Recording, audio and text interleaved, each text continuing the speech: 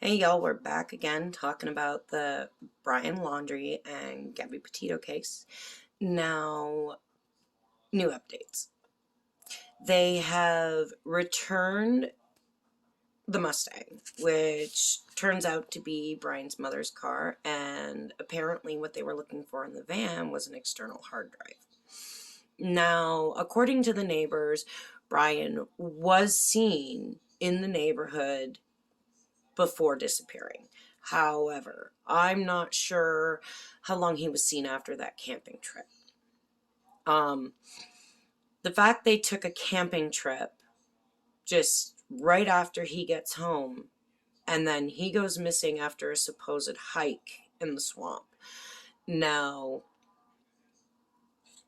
I don't know how this search is going to keep progressing. However, things aren't getting better for him or the family. I mean, as of right now, you would think that the parents are being severely questioned, but again, they're still being protected by this idiot lawyer. Now, who is watching them? Who is paying attention to these parents? Who is paying attention to what's going on? Like, as you can see, this park is absolutely massive. I mean, it's a wildlife preserve. I still do not think he's in this park. Not at all. I think they used that camping trip to help set something up. Um, I mean, for crying out loud, if the government is big brothering people like everybody believes they are, why do they not have more information? Like, seriously, what in the name of God is going on here? I've had a few people comment and ask me, why is everybody so concerned with this missing girl? Like, there's all kinds of people that have gone missing. Why have they not gotten the same kind of attention, etc.? My belief is it has a lot to do with the girl's age. Like, how, like, you could tell how innocent, sweet, just what kind of a beautiful person and personality Gabby Petito had. The beautiful artistic soul she had. And then you add in the fact that she was obviously in a very abusive, toxic relationship. How many women have been in these relationships? Like, my partner and I had a pretty intense conversation about him telling me it's easy, you just get up and go. And it's not that easy. Women who've been abused, they get it. There's a lot of mind games and a lot of crap that makes you feel like you are stuck. You can't go. And if you have kids, it's a whole lot worse. It's, I guess you could ask the same question about those men that killed their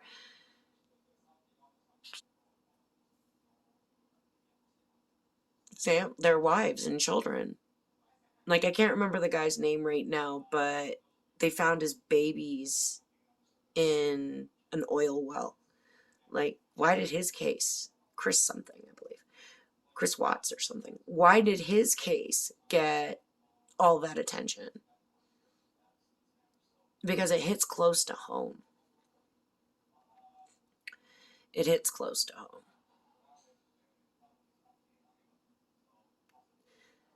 These poor people, that poor family.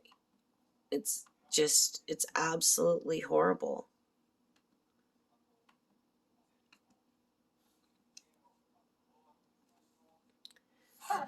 Here we go. They're talking about the Carlton Reserve again. You know, I do not know why they are still searching that reserve. Expand the search. Maybe he's moving his way up the coast. There's no way he's in that reserve. If he is, I swear to God, I will totally apologize and say I was wrong, but so far my hunches seem to be pretty dead on. This just, it's not good, y'all. Not good at all. It's on our assignment desk here. It's an excellent point too. I mean, yeah, and again, the Toad, the Mustang, yeah. So we're back here with you live. Out. This is live on the center of your screen here, outside of the household here. The police escort could be something, or it could be absolutely nothing, and that's our responsibility here, folks, to be candid with you here. We're going to get to the camper here in just a second. Walt, let's bring you in here. Your thoughts on anything that Allison had to say, and now the Ford Mustang being back here in the driveway at the Laundry household. Well, it's obviously interesting that the Ford is back. It was more than likely swept for evidence, but they still have the van, but the Ford did not. Yeah, see, they were able to take the van because it belonged to Gabby. They really didn't need a search warrant to take the van off of the property. But they did need a search warrant to get the car Brian drove. His parents, well, it's registered to his mother, that Ford Mustang right there, they have returned. That might lead you to believe that they have a reason to focus on that area, and obviously we're waiting to hear that reason, and everybody's waiting for these results. And as far as the parents go, I think it's, there's really been a lot of negativity aimed at them on social media. If we're reading it, they might be reading it too. I might want to get out of that neighborhood as well. Absolutely. Those people are just as at fault. You want to lie. You want to cover for your son. He murdered that girl. He left her there. He came home and you got him a lawyer. You hit him. You protected him. You people deserve to do time. And I hope to God when this is over that Gabby Petito's parents sue them and they have not a pot to piss in left when this is over. This is absolutely sick what they are doing and what they have done. You are parents, you have children and grandchildren. You know exactly what you would feel if that was your daughter. And she was supposed to be your daughter, part of your family. Yeah, married in, but still part of your family. So what's wrong with you people? Let's get to the comment here from.